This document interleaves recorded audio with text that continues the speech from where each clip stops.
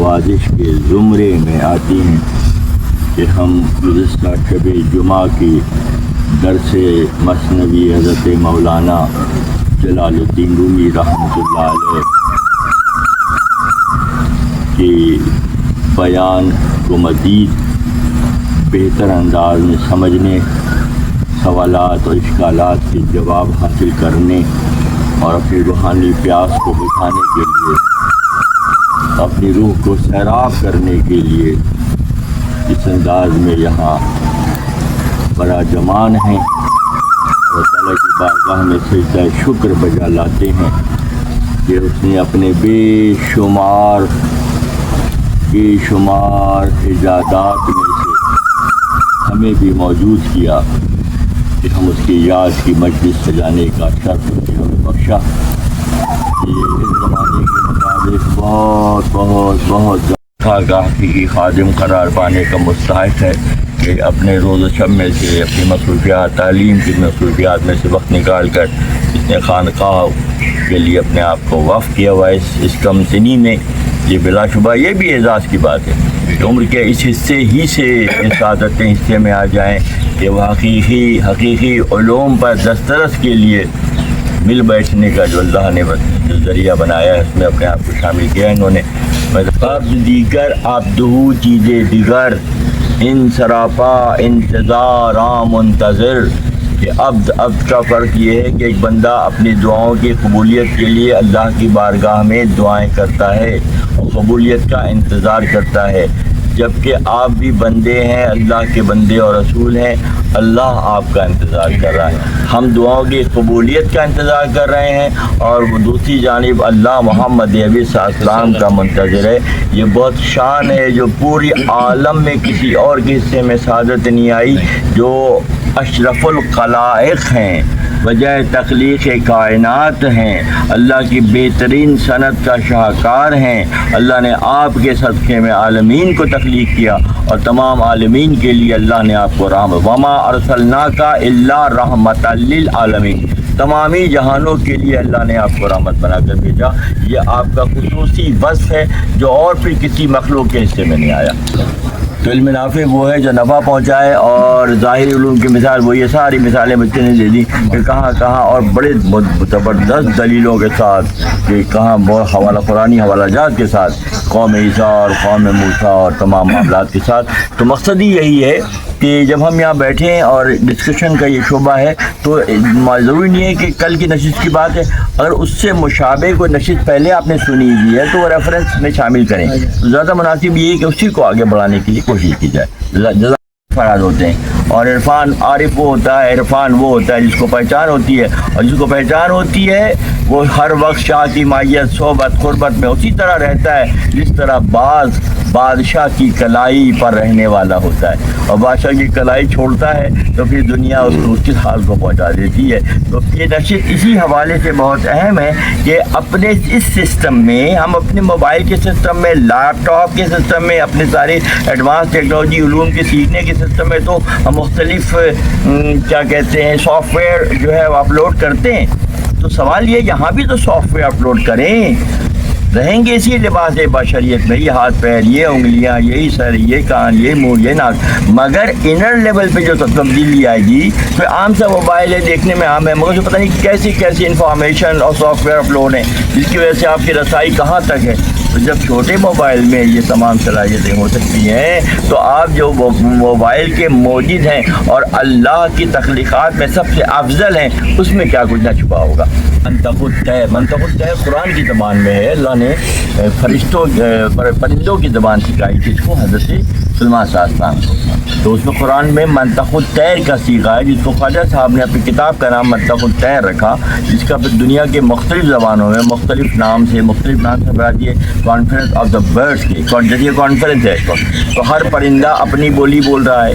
پرندے کی زبان میں عرفانی گفتگو جو ہے وہ عرفان ہے، خواجہ صاحب نے مولانا روم رحمۃ اللہ کے پاس کل کی گفتگو میں بعض کے ذریعے کیسی کیسی باتیں کہلوائیں کہ بعض کے منہ سے کہا، بعض کہہ رہا ہے، ظاہر بات تو نہیں کہہ رہا، وہ کہے تو انسانی فکر ہے، مگر پیرایا ہے یہ شاعری کا کہ اس انداز میں اس کو نمایاں اجاگر کیا جاتا ہے۔ ان کے وجود میں جو امر ربی ہے وہی سب سے بڑی چیز ہے۔ خدا کی تخلیقات میں اور خدا سے جڑے رہنے کے زاویے کے اعتبار سے انسان کو اللہ نے وہ روح عطا کی ہے جو اس سے جڑے رہنے کی، قربت حاصل کرنے کی، اس سے قریب تر رہنے کی اگر جد و جہاد کرے ہے تو صحیح، مگر وہ حاصل کب ہوگا؟ جب یہ سفر دنیا کا سفر اسی انداز میں طے ہوگا جیسے اللہ چاہتا ہے، تو پھر اس کے اندر وہ جو چھپا ہوا وصف ہے وہ پھر ظاہر ہوگا۔ جب وہ ظاہر ہوگا تو پھر وہ اشرف المخلوقات اور خلیفۃ اللہ کے مقام پر سرفراز ہوگا۔ ٹائٹل تو ملا ہوا ہے خلیفۃ اللہ کا، مگر اکملیت اور تکمیل کب ہوگی؟ جب یہ سفر کر کے وہاں پہنچیں گے، اور جب وہاں پہنچیں گے تو من تو شدم تو من شدی، من تن شدم تو جان شدی، آکس نہ گوید بعد ازی من دیگرم تو دیگری۔ پھر دوئی نہیں ہے، سورج کی کرنیں یہاں ہیں تو بظاہر سورج سے دور ہیں، مگر جب سورج میں چلی جاتی ہیں تو سورج سے دور ہیں، دنیا میں ہے تو روشنی پھیلا رہی ہیں، اور شام کو واپس گئیں تو کہاں چلی گئیں؟ کہیں نظر آئیں؟ کہیں نظر نہیں آئیں، وہ اپنے مرکز پہ پہنچ گئیں۔ تو مقصد حیات بھی یہی ہے کہ ہم یہاں دنیا میں ہیں، ٹھیک ہے، بشری لباس میں ہیں، جب بشری لباس کی یہ دیوار گرے گی تو پھر کہاں ہونا چاہیے؟ تو خدا تو یہ چاہتا ہے کہ ہم وہاں ہوں جہاں ہمیں ہونا چاہیے۔ ہم بھٹکے ہوئے لوگ، کوئی کہیں ملے گا، کوئی کہیں ملے گا، کوئی کہیں ملے گا، جو کوئی مال و دنیا کی محبت میں ملے گا، کوئی ازدواج کی محبت میں ملے گا، کوئی دنیا طلبی کی محبت میں ملے گا، مرکز پہ نہیں پہنچے گا، اور مرکز پہ جب نہیں پہنچے گا، بھٹک جائے گا، تو پھر راہ نجات اس کے حصے میں کب آئے گی؟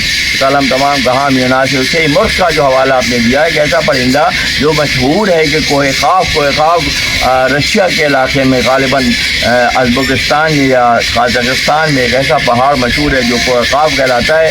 بہت دور کے فاصلے کو نمایاں کرنے کے لیے کوہ خاف کا ذکر آتا ہے، اور سی مرغ ایسا پرندہ جو نادر و نایاب ہے، نادر و نایاب ہے۔ تو نادر و نایاب پرندہ، جیسے ابھی آپ نے فرمایا کہ وہ 30 پرندے بچ گئے جو سے 30 اور مرغ ہیں، وہ تو وہ خود کوئی اور نہیں ہے بلکہ وہی ہے جس کے وجودوں کے اندر وہ امر ربی چھپا ہوا ہے۔ تم بھی سی مرغ ہی تو ہو، کیا ہو تم کہ تمہارے وجود میں کسی کے پاس یہ والی روح حیوانی ہے، روح نباتاتی ہے، روح جماداتی ہے، روح آبی ہے، روح بادی ہے، ساری روحیں ہیں، وہ سب ادنا ہیں، مگر اشرف المخلوقات کے اعتبار سے سب سے مقدم روح کس کے پاس ہے؟ وہ آپ لوگوں کے پاس ہے۔ اب اس کو ایکٹیو کر کے جگانا ہے، سائلنٹ ہے، ایکٹیو کون کرے گا؟ جو خود ایکٹیو ہے وہی ایکٹیو کرے گا، کوئی اور کسی کے بس کی بات نہیں ہے کہ اتنا بڑا مار کا طے کر سکے۔ اللہ تعالیٰ ہم تمام کہاں میں ناظر ہو۔ اس گفتگو کا مقصد بنیادی طور پر یہ ہے کہ دودھ ہی میں مکھن بھی چھپا ہوا ہے اور اصلی گھی بھی چھپا ہوا ہے، مگر پروسیس کے بعد نکلتا ہے۔ آپ ساری زندگی دودھ پئیں، آپ پہ کوئی شرعی دفعہ نہیں لگے گی، دودھ پیے، صبح شام دودھ پیے، مگر جب پروسیس سے اس کو گزاریں گے تو پہلے دہی جمائیں گے، پھر مکھن نکالیں گے، اس مکھن کو پھر گرم کر کے پھر آپ جو ہے وہ کیا نام ہے گھی نکالیں گے، تو دودھ میں سے نکالیں گے، کہاں سے کچھ لا کے ڈالیں گے۔ تو ہمارے وجودوں میں چھپا ہوا یہ جو دودھ ہے اس کو مکھن بنایا اور گھی بنایا جا سکتا ہے بشرطِ محنت ہو۔ تو الحمدللہ ثم الحمدللہ کوئی غرور اور تکبر نہیں ہے، ہم ان لمحات میں یہاں بیٹھے ہیں اسی دعا کے ساتھ کہ اے اللہ ہمارے امر کو، جو تیرا امر ہے ہمارے وجودوں میں، اسے آشکار فرما، نمایاں فرما۔ مقصد یہ نہیں ہے کہ ہم کوئی اور بڑا مقام حاصل کریں، مقصد تیری مخلوق ہے خدا کی گردنوں کو جہنم کے قذابوں سے چھڑانے کے لیے وہ روشنی چاہیے جو انہیں چھڑا سکے۔ دماغی طور پہ مغرور و متکبر تھا، دماغی طور پر اپنے آپ کو سپیریئر سمجھتا تھا، اس کی بیماری تھی یہ، تو ہر بیماری کا علاج ہوتا ہے، ہاں ہر بیماری جو ہے، ہر بیماری اس کا کوئی نہ کوئی علاج ہے۔ تو اللہ نے متکبروں کا علاج کیا رکھا ہے کہ ان کے سر پہ جوتے مارے جائیں۔ جب ان کے سر پہ جوتے مارے تو اس کو کھلبلاہٹ سے بچت ہوتی تھی، سکون ملتا تھا تھوڑی دیر کے لیے، پھر جوتے مارے جاتے تھے۔ ہر متکبر کو اللہ جس طرح چاہتا ہے پکڑ سکتا ہے، پکڑنے کی قدرت رکھتا ہے۔ کلی ہم کہتے ہیں نا اللہ مختار کل ہے، تو اس مختار کل کی ڈیفینیشن کو بہت اچھی طرح سمجھ لیں کہ کہیں محدودیت نہیں ہے، کہیں محدودیت اتنے بڑے بڑے اسپتال ہیں جی، کارڈیو ویسکولر سسٹم ہے، دل کی حفاظت کا اسپتال ہے جہاں اربوں روپے کا بجٹ ہے، ہاں یہ دل کے لیے ہے۔ تو اللہ نے ایک ایسی مخلوق بھی بنائی جس کا دل ہی نہیں، اب بات کرو، ایک ایسی مخلوق بھی اللہ نے بنائی ہے کہ اللہ دل والی مخلوق بنانے کے لیے محدود نہیں ہے، مچھلی کا دل نہیں ہوتا، ہاں ایک ایسی مخلوق اللہ نے بنا دی۔ جب بھی کہتے ہیں عرب میں، جب میں پہلی بار گیا وہاں پہ عراق، تو وہاں جب رہا تو وہاں اگر کسی کنجوس کو کہا جاتا تو وہ کہتے ہیں عربی میں کہتے ہیں انت سمک، انت سمک، تو مچھلی ہو۔ تو پہلے تو میں سمجھا نہیں کہ مچھلی کیوں کہہ رہے ہیں، کچھ دنوں کے بعد معلوم ہوا کہ اچھا اسی لیے مچھلی کہہ رہے ہیں کہ یہ کنجوس ہے کیونکہ اس کا دل نہیں ہے، مچھلی کا دل نہیں ہوتا۔ تو مچھلی کو اللہ نے بغیر دل کے پیدا کیا، یا اس کی شان خلاقی ہے۔ اور دوسری طرف دل کے نظام کو چلانے کے لیے اسپتال اور اتنے بڑے بڑے ٹیسٹ اور بڑی انجیوگرافی، پتہ نہیں کون کون سی گرافی چل رہی ہے۔ تو کیا یہ انسان کی محدودیت ہے؟ اللہ کے ہاں محدودیت نہیں ہے، اللہ قادر مطلق ہے، جس طرح چاہے گا کر سکتا ہے۔ کنڈا کہتے ہیں جو کوشش کرتا ہے وہ کامیاب ہو جاتا ہے، جو کنڈا کھٹکھٹاتا رہتا ہے وہ دیدار اس کے حصے میں آئی جاتا ہے۔ تو ساری بات کنڈا کھٹکھٹاتے رہنے کی ہے۔ دو چار دفعہ کھٹکھٹا کے آگے بیٹھ گئے صاحب وہ تو دروازہ نہیں کھولے، ارے بھائی مستقل کرو، پھر کہیں جا کے دروازہ تمہارا کھلے گا، تمہارے لیے آسانی پیدا ہوگی۔ دیکھیں اللہ کیسا نوازش کرنے والا ہے کہ اس کا کلام اسی کا کلام ہے نا قرآن، تو یعنی کہ آپ کی مغفرت اور بخشش اور اپنے سے قربت بخشنے کے لیے اس نے اپنا کلام آپ کو دے دیا۔ آپ کے پاس کیا ہے؟ کچھ دوسرا نہیں ہے۔ اسی علم شریف سے لے کے ناز تک کا جو کلام ہے وہ اللہ کا کلام ہے، اور آپ اس سے قربت کے لیے اس نے کہا یہ راستہ ہے، اس پہ چل کر آؤ، ہم تک پہنچ جاؤ گے۔ اسی میں تو ہے نا کہ انعام یافتہ لوگوں کے ساتھ میں شامل فرما، صراط الذین انعمت علیہم، صراط الذین، ہر صلات میں آپ صراط الذین انعمت علیہم کہتے ہیں، ان کا راستہ دکھا جو جس پہ تو نے انعام کیا۔ تو ہم کہتے تو تھے ماضی میں، مگر ہمیں پتہ نہیں تھا کہ انعام یافتہ کون ہے۔ انعام یافتہ کون ہے؟ اللہ کے انبیاء، اللہ کے برگزیدہ دوست، اہل اللہ، اولیاء اللہ، یہ وہ لوگ ہیں جو انعام یافتہ ہیں۔ اور غیر المغضوب کون ہے؟ جس پہ اللہ غضبناک ہوا، تو فرعون ہے، نمرود ہے، شداد ہے، ابو جہل ہے، ابو لہب ہے، عتبہ ہے، امیہ بن خلف ہے۔ یہ کون ہے؟ یہ اس دور کے اللہ کے باغی، اور اس دور کے یہ اللہ کے باغی جو اللہ کے دوستوں سے دشمنی رکھتے ہیں۔ اچھا اللہ کے دوستوں سے دشمنی رکھنے والوں کا انجام کیا بتایا پھر کل؟ اللہ اپنے دوستوں سے دشمنی کرنے والے دشمنوں کو نہیں چھوڑتا، اپنے معاملے میں تو پھر بھی چھوڑ دیتا ہے وہ، مگر دوستوں سے دشمنی کرنے والوں کو عبرتناک انجام سے دوچار کرتا ہے۔ دیکھیں اللہ نہ نماز میں آپ کے ساتھ ہے، نہ روزے میں آپ کے ساتھ ہے، نہ حج میں آپ کے ساتھ ہے، نہ زکوٰۃ میں آپ کے ساتھ ہے، نہ کسی کار خیر میں۔ اللہ نے تحریک دے دی، اب کریں نہ کریں آپ کی مرضی۔ ایک کام میں اللہ آپ کے ساتھ ہے، صرف ایک کام ہے۔ کون سا کام ہے وہ؟ نبی کے درود کے حوالے سے اللہ آپ کے ساتھ ہے، یا خدا کی معیت ہے۔ جو ہم نبی صلاۃ ادا کر رہے ہیں، نماز ادا کر، اس کی قبولیت کی کوئی دلیل نہیں ہے۔ اب ہوئی کہ ہوئی، نہیں ہوئی کہ نہیں ہوئی، ہوئی ہوتی تو ہمارے حالات بدل جاتے۔ الحمدللہ الحمدللہ الحمدللہ بدل گئے حالات تو مگر درود کے معاملے میں ہمیں کامل یقین ہے کہ اس معاملے میں کیونکہ اللہ شامل ہے، اللہ خود فرما تو قبولیت کی منزل خود بخود ہو گئی۔ تو کتنا سادہ سا اصول ہے کہ ایک معاملے میں اللہ آپ کے ساتھ ہے، وہ کون سا معاملہ ہے؟ نبی کو یاد کرنے کے معاملے میں آپ اور اللہ ایک ہی مقام پر ہیں۔ یہ اللہ کی شان خلاقی ہے، یہ اللہ کی شان رحیمی ہے، یہ اللہ کی شان کریمی ہے کہ اس معاملے میں اس نے آپ پر رحم کیا کہ اپنے ساتھ ملا لیا۔ میں بھی کر رہا ہوں، تم بھی کرو، کریں، اور میں تو کر ہی رہا ہوں، میرے فرشتے بھی کر رہے ہیں۔ اسی لیے واجب قرار دے دیا صلاۃ میں درود کو، اللہ نے واجب قرار دے دیا کہ اس کے بغیر نماز، اس کے بغیر صلاۃ نہیں ہے۔ جی حد کہتے ہیں پالنے کو، مہد سے لحد کہتے ہیں قبر کو۔ مہد سے لحد تک سیکھنے کا پروسیس ہے، کوئی یہ کہے کہ درمیان میں مکمل ہو گیا تو ممکن ہی نہیں ہے۔ پالنے سے لے کے قبر تک مسلسل سیکھنا سیکھنا سیکھنا سیکھنا ہے۔ تو یہ تو اصول ہے۔ پھر حدیث مبارکہ کا مفہوم ہے تم صلاۃ ایسے ادا کرو جیسے تم اللہ کو دیکھ رہے ہو۔ اللہ غنی، اللہ غنی۔ اگر تمہارے اندر یہ استطاعت نہیں ہے تو یہ یقین کرو کہ وہ تمہیں دیکھ رہا ہے۔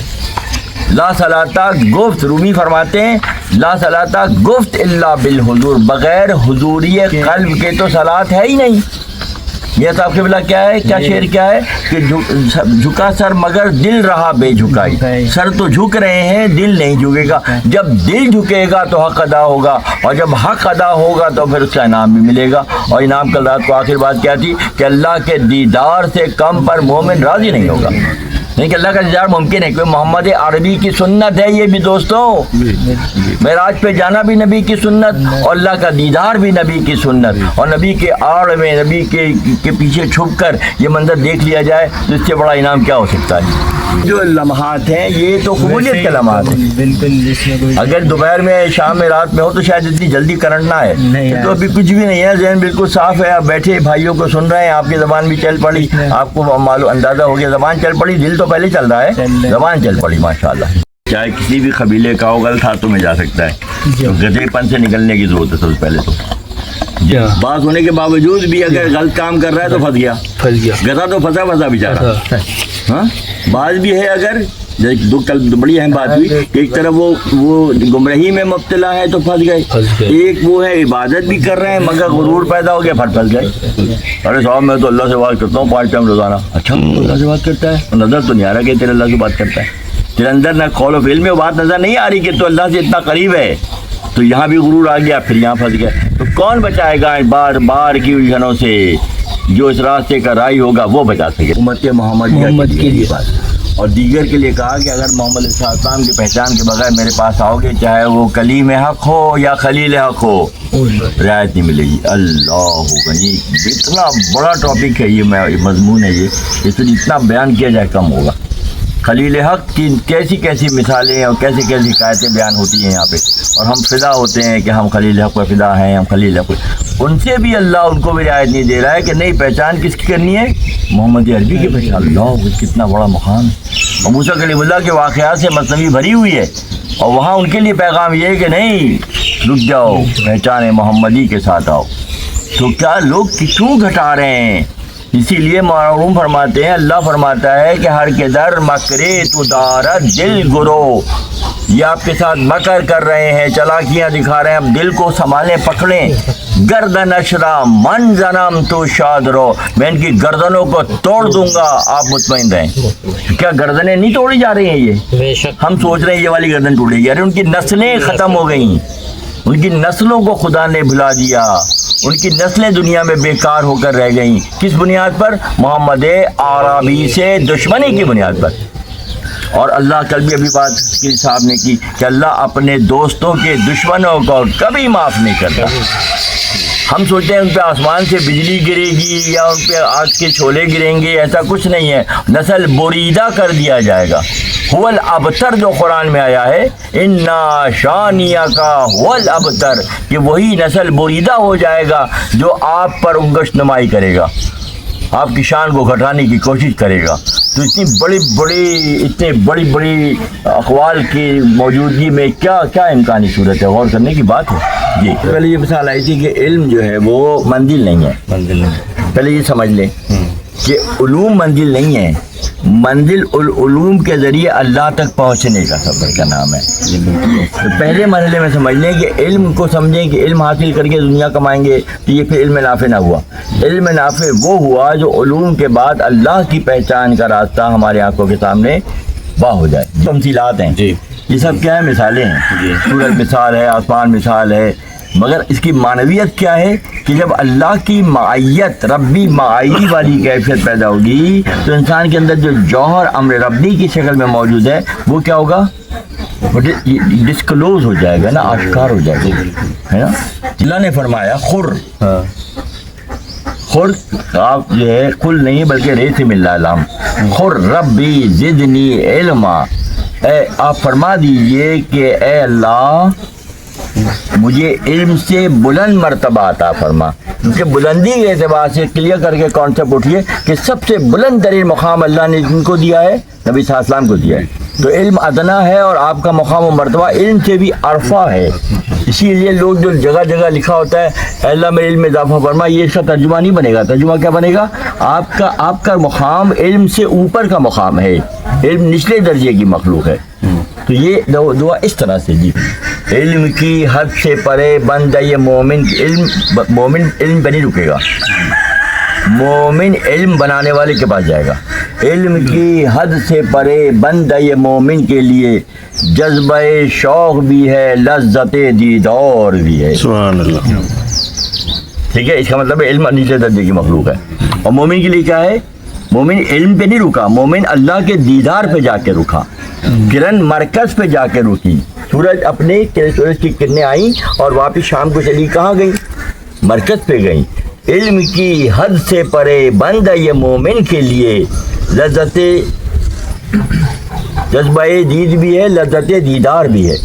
تو دیدار کا شوق بھی, اور یہ کہاں, یہ علم سے اوپر کیا. آپ کا سوال یہ ہے کہ علم ہی سب کچھ نہیں, علم کچھ نہیں ہے. علم سے کیا ہے؟ خرد کیا ہے؟ خرد سے راہ رو روشن بسر ہے.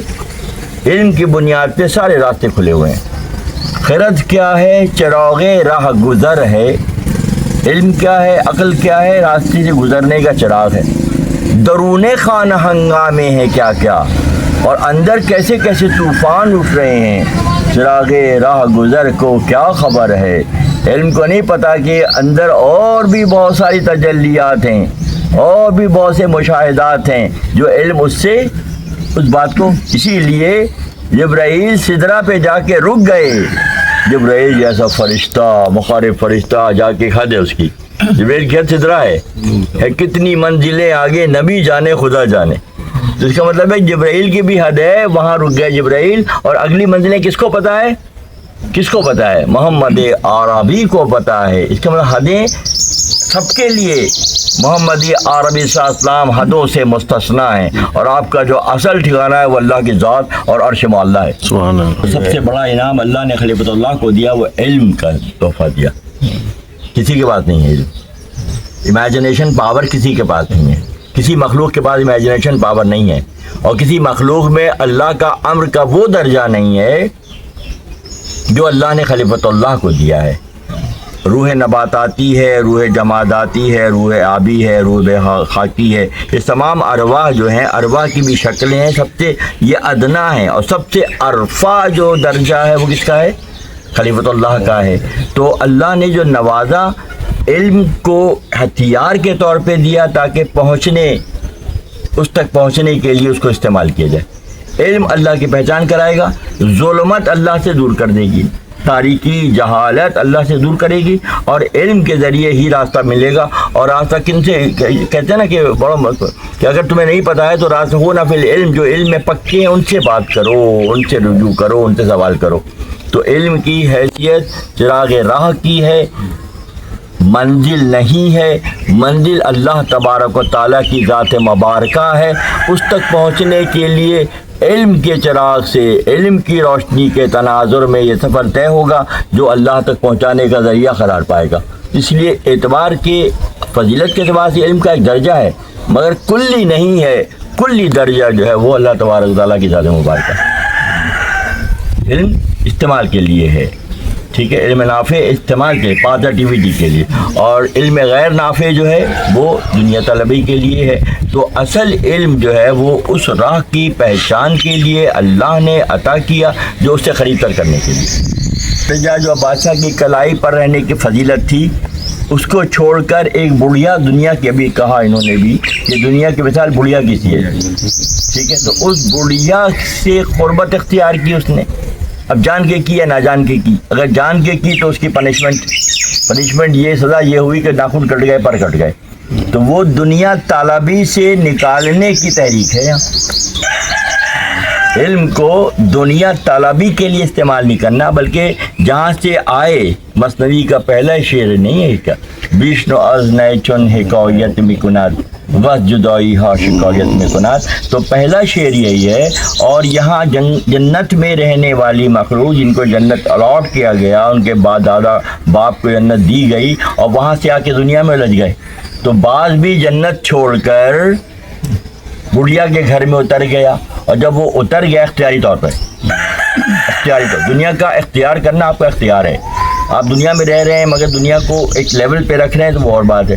تو بعض اتر گیا, اترنے کے بعد سزا بھگتی, سزا بھگتنے کے بعد بادشاہ نے اس کو پھر دوبارہ اس کو احساس پیدا ہو گیا, غلطی ہو گئی ہے, معافی تلافی کر کے اس نے کہا کہ پھر میں جو ہے وہ بلندیوں کو دوبارہ چھو سکتا ہوں. تو سوال آپ کا یہی ہے کہ علم جو ہے بادشاہ تک پہنچنے کے لیے راستہ اور چراغ راہ کی حیثیت رکھتا ہے.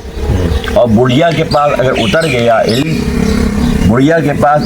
علم تو اس وقت جو ہو رہا ہے وہ اس کی مثال یہی ہے کہ تمام دنیاوی علوم کیا خدا تک لے جانے والے راستے پر ہیں اس وقت.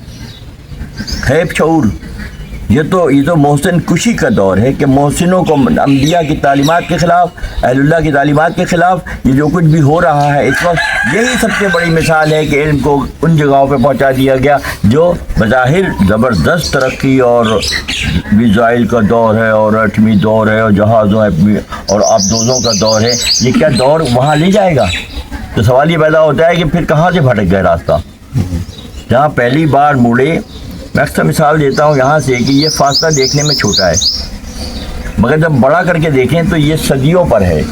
ایک دفعہ ہم غلط راستے پر مڑ گئے، دیکھنے میں شروع میں تھوڑا سا ہوگا، تھوڑا سا جھوٹ، تھوڑی سی غیبت، تھوڑی سی منافع خوری، نہیں تھوڑا نظر آئے گا، آگے جا کے وہ کتنا پڑ جائے گا، صدیوں پر محیط ہوگا. کہ پہلے شروع میں لگتا ہے شیطان کہتا ہے تھوڑا سا تو ہے کر لو، اب وہ تھوڑا کیا تو تھوڑا رہے گا پھر وہ.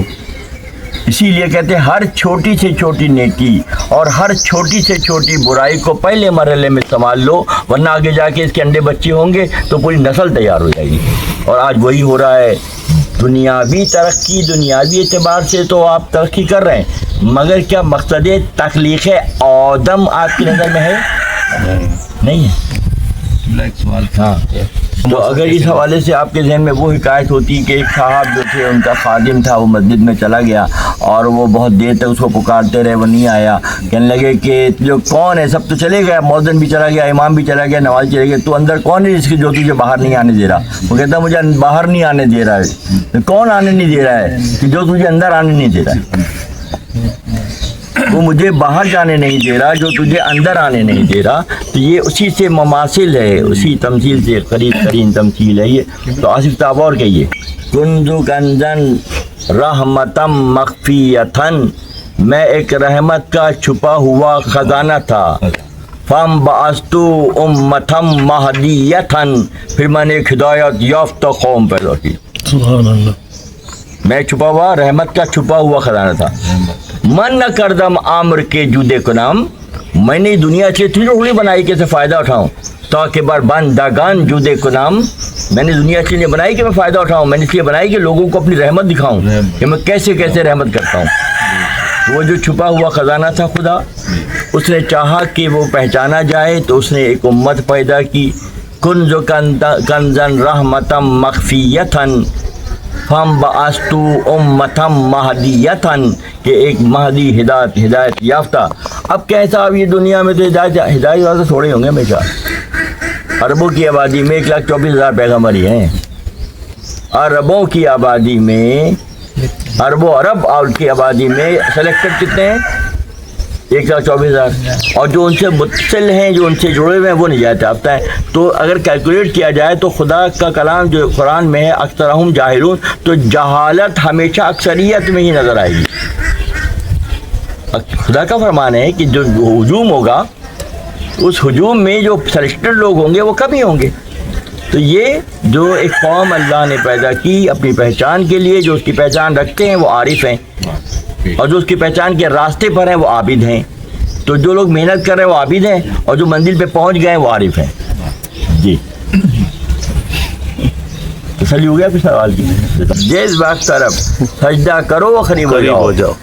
تو اسی لیے بھی ایک شاید شعر ابھی پڑھا گیا، کل رات کو پڑھا گیا تھا کہ متا کہتے ہیں خزانے کو، خزانے متاع الحیات، ہاں حیات متاع الغرور، دنیا متاع الغرور ہے، دنیا غرور کا خزانہ ہے.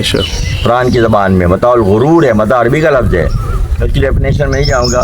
ایک صاحب کو فکر ہوئی کہ یہ لفظ متاع جو ہے اس کی روٹ کاز کیا ہے، کہاں سے شروع ہوا لفظ، یہ معاشرے میں کیسے بولا جاتا ہے، کیسے سمجھا جاتا ہے. وہ نکل گئے تحقیق میں، ڈھونڈتے رہے کہ پوچھا لوگوں سے متا کا مطلب بتائیں. پہلی بار کس نے متا بولا، نہیں ملا. ایک دن وہ جگہ بیٹھے ہوئے سرائے کے اندر نا، صبح کا ناشتہ کر رہے تھے، چائے اور پراٹھے وغیرہ کھا رہے تھے. تو ایک کتا پہلے بھاگا، اس کے منہ میں کچھ تھا. اس کے پیچھے ایک بہت معصوم سی چھوٹی سی بچی, عربی بچی دوڑ کے آئی, وہ میری متا لے گیا, وہ میری متا لے گیا. کیا لے گیا؟ وہ جو کتا لے گیا تھا وہ کپڑے کا ٹکڑا تھا جس سے چولہا صاف کرتے ہیں. وہ کتا اٹھا کے لے گیا, وہ کتا وہ کپڑا اٹھا کے لے گیا. تو بچی بھاگی ہوئی ہے کہ یہ میری متا لے گیا. تو دنیا کی حیثیت اس کپڑے کی سی ہے جس سے چولہے کے اوپر کا تیل صاف کیا جاتا ہے. متاع بے بہا ہے سوز و ساز و آرزو بندی.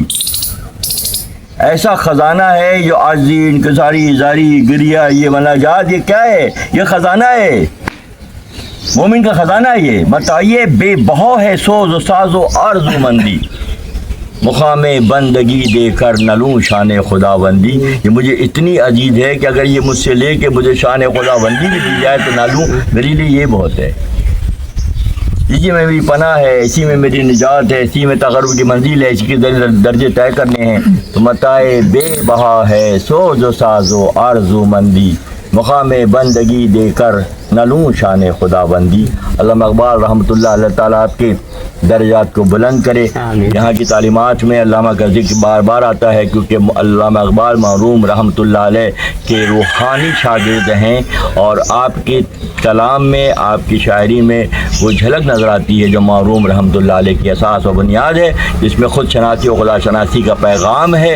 اسی لیے جو ہے وہ جہاں جہاں مرحوم کا ذکر آتا ہے اس خطے میں ہم اور آپ علامہ اقبال رحمۃ اللہ علیہ کو بھی یاد کرتے ہیں. بنیادی نکات تو ہر جگہ مل جائیں گے نا, ہر جگہ ملیں گے, کسی نہ کسی روپ میں ملیں گے. شے پشیما می شیوم توبہ کردم نو مسلمہ می شیوم. ہم مسلمان بائی برتھ ہیں مگر ہمیں نیا بننا ہے. نیا کیسے بنیں گے کہ پر بھی کٹ گئے, ناخن بھی تراش دیے گئے, مگر اس کی مرضی شامل حال رہی تو پھر عرش تک کی پرواز ممکن ہے. ان شہادت کی امپورٹنس ہے. یہاں رکے تھوڑا سا, دیکھیں سیدھا ہاتھ ہے اصحاب المیمنہ, سیدھا ہاتھ والے اصحاب المشأمہ بائیں ہاتھ والے. دایاں ہاتھ تسبیحات کے لیے اور بائیں ہاتھ نجاست کو صاف کرنے کے لیے. کانسیپٹ کلیئر کریں. اسی لیے عرفہ کے دائیں ہاتھ میں تسبیح اور بائیں ہاتھ میں پیسہ ہوگا. پیسہ نجس ہے اس لیے بائیں ہاتھ میں ہے, اور تسبیح پاک ہے اس لیے دائیں ہاتھ میں, کیونکہ دائیں ہاتھ سے آپ انگشت شہادت میں اللہ کی وحدانیت کی شہادت دیتے ہیں اور یہ انگلی استعمال کرتے ہیں. ہم اور آپ یہ کرتے ہیں. آقا صلی اللہ علیہ وسلم نے اسی انگشت شہادت سے آسمان کے چاند کی پیشانی کو چیر کر 2 ٹکڑے کر دیا. تو آپ کی انگشت شہادت میں محمد عربی کی سنت کے اثرات پیدا ہو سکتے ہیں, بشرطے اس انداز میں اپنے آپ کو سنواریں. بشرطے کہاں بھٹک رہے ہیں بھائی, کہاں بھٹک رہے ہیں؟ پہچان پیدا کریں کہ کس کی امتی ہیں, کس کے صدقے و طفیل میں اللہ نے ہم سے وعدہ کیا ہے. صرف لا الہ بھی کہیں گے. آپ تو لا الہ سے اگلے سبق پر ہیں. الحمدللہ محمد رسول اللہ کی محبت میں غلطہ ہوا پیچھا ہیں تو آپ کو مقام مرتبہ تو عرفہ والا ہے, اور یہ انگشت شہادت آپ کے پاس بھی ہے. صرف ہم یہ جانتے ہیں کہ ہم صلات میں انگشت شہادت سے جو ہے اس کو اٹھاتے ہیں, بس اتنا رکا ہوا ہے. کیا آگے نہیں جانا ہے؟ آگے جانا ہے کہ یہ انگشت شہادت میں اللہ نے وہ پاور رکھی ہے محمد عربی کے صدقے و طفیل میں آپ کی سنت کے مصداق کہ یہ انگشت شہادت بہت پاورفل ہے.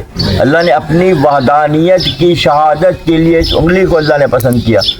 ہمارے وجودوں میں ہے, سب کے وجودوں میں ہے, مگر کیا اس کی گہرائی و گہرائی سے معاشنا ہے؟ کب جاگیں گے ہم اس ڈیوائس میں, اس کو کب انٹر کریں گے کہ ہمارے اندر وہ صلاحیتیں پیدا ہوں گی؟ اگر روشنی کی رفتار 1,24,000 مائل پر سیکنڈ ہے, روشنی کی رفتار, اس رفتار سے اگر ماضی میں اتنا عرصہ گزارا سفر کیا جائے تو ابراہیم خلیل حق کا دور آپ کی آنکھوں کے سامنے ہوگا. کیونکہ آپ کی ڈیوائس میں سب کچھ موجود ہے. اس ڈیوائس میں کشتی نور تک کی ڈاکومنٹیشن اور اس سے پہلے کی ڈاکومنٹیشن موجود ہے. اس میں کیونکہ آپ اس کشتی کے علاوہ کچھ نہیں تھا, تو آپ کے اجداد اس کشتی میں بیٹھے تھے, آپ کے بڑے اس کشتی میں بیٹھے تھے. جبھی آپ آج ہیں تو آپ کے اندر یہ تو میموری میں یہ پورا ڈاکومنٹیشن موجود ہے. 800 ٹریلین سیل, 800 کھرب خلیات کا ایک بنچ آپ کے پاس ہے. اس میں انفارمیشن ازل سے لے کر ہے ابد تک کی انفارمیشن ہے. تو اب اس تک جایا کیسے جائے گا؟ مشینوں کے ذریعے, ٹائم ٹریول کے ذریعے, سائنسی علوم کی بنیاد پر جانے والے جا رہے ہیں.